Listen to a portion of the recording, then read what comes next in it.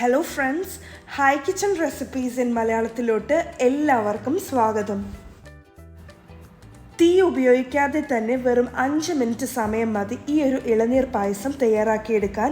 ഇത് കഴിക്കുന്നവർക്ക് പോലും മനസ്സിലാവില്ല 5 മിനിറ്റ് സമയത്തിനുള്ളിൽ നമ്മൾ തട്ടിക്കൂട്ടി ഉണ്ടാക്കിയെടുത്തൊരു പായസമാണെന്ന്.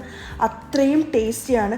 തട്ടിക്കൂട്ടെന്ന് പറയുന്നതേ ഉള്ളൂ, പക്ഷേ ഇതിൻ്റെ ടേസ്റ്റ് നമ്മൾ സാധാരണ കുറേ നമ്മൾ ഇളക്കി കഷ്ടപ്പെട്ടുണ്ടാക്കുന്ന ഇളനീർ പായസത്തിൻ്റെ ടേസ്റ്റ് എങ്ങനെയാണോ അതുപോലെ തന്നെ, ഏകദേശം അതുപോലെ തന്നെയാണ് ഇതിൻ്റെ ഒരു ടേസ്റ്റ് ഇരിക്കുക. അപ്പോൾ എല്ലാവരും ഇത് തീർച്ചയായിട്ടും ട്രൈ ചെയ്ത് നോക്കണം.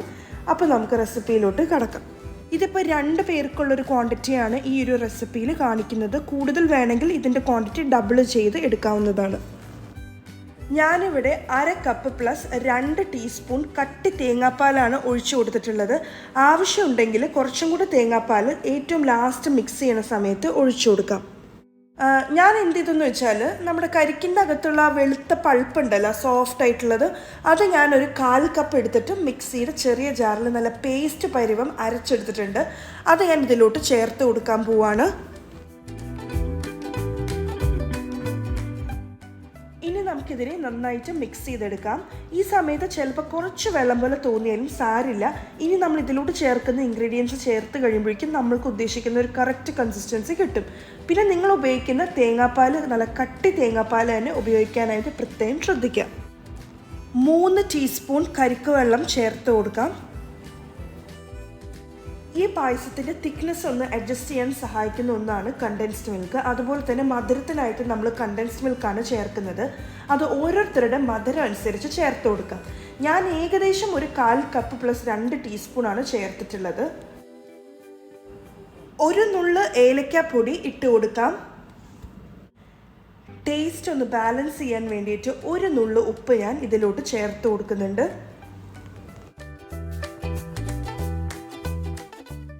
1/4 കപ്പ് കരിക്കിൻ്റെ പൾപ്പ് എടുത്തിട്ടുണ്ട്. നല്ല സോഫ്റ്റ് ആയിട്ടുള്ള വെളുത്ത പൾപ്പ് ഉണ്ടല്ലോ, അതിൻ്റെ ചെറിയ ചെറിയ കഷ്ണങ്ങളാക്കി എടുത്തതിന് ശേഷം അത് നമുക്കിതിലോട്ട് ചേർത്ത് കൊടുക്കുക, മിക്സ് ചെയ്യാം.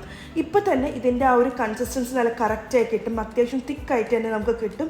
ഇനിയിപ്പോൾ എന്തെങ്കിലും കാരണവശാലും ഇത് കുറച്ച് ലൂസായിട്ട് തോന്നുവാണെങ്കിൽ തന്നെ കുറച്ചും കൂടെ ഈ കരിക്കിൻ്റെ പൾപ്പ് എടുത്തിട്ട് മിക്സിയിൽ പേസ്റ്റ് ആക്കിയിട്ട് മിക്സ് ചെയ്ത് കൊടുത്താൽ മതിയാകും. ഓക്കെ, അപ്പോൾ ഇത്രയുള്ള സംഭവം വളരെ ടേസ്റ്റിയാണ്. നിങ്ങളെല്ലാവരും തീർച്ചയായിട്ടും ട്രൈ ചെയ്ത് നോക്കണം.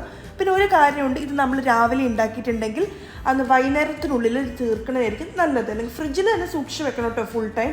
കാരണം തേങ്ങാപ്പാലാണ്, നമുക്കറിയാം, നമ്മൾ തീയൊന്നും കത്തിക്കാണ്ടാണ് ഇത് തയ്യാറാക്കുന്നത്. അതുകൊണ്ട് തന്നെ പുറത്ത് കൂടുതൽ നേരം വെക്കുവാണെങ്കിൽ അത് കേടായി പോകാൻ ചാൻസ് ഉണ്ട്. പക്ഷെ കുഴപ്പമില്ല, നമുക്ക് വല്ല ഗസ്റ്റൊക്കെ വരുന്നുണ്ടെങ്കിൽ പെട്ടെന്ന് തയ്യാറാക്കി കൊടുക്കാൻ പറ്റുന്ന നല്ലൊരു ഡെസേർട്ടാണ്, നല്ലൊരു പായസമാണ്. ഫ്രിഡ്ജിൽ വെച്ച് തണുപ്പിച്ച് തന്നെ കഴിക്കാനായിട്ട് പ്രത്യേകം ശ്രദ്ധിക്കുക. അപ്പോൾ കൂടുതൽ ടേസ്റ്റ് ആയിരിക്കും. എല്ലാവരും ഇത് തീർച്ചയായിട്ടും ട്രൈ ചെയ്ത് നോക്കണേ.